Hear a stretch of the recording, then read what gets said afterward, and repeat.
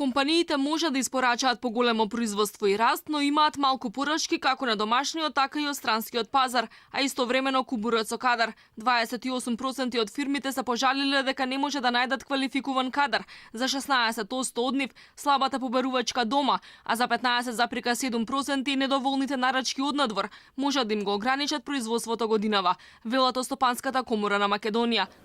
Компаниите, барем по она што ние го слушаме, дури се спремни да дадат и повисоки плати и разноразни други бенефиции, но за жал нема.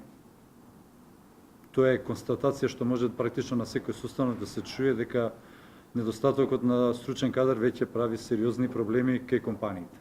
Компаниите се жалат, младите инсистирале да студираат, средното стручно образование не ги подготвувало за работа во фирмите, а речи се и да немало ученици во земјоделско-ветеринарните струки.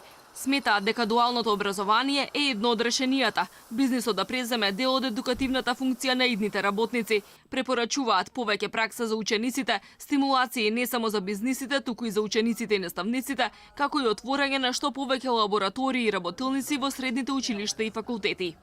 Потребно е да се воведат стимулацијски мерки за бизнис секторот, заради негова поголема вклученост и соработка со стручните училишта.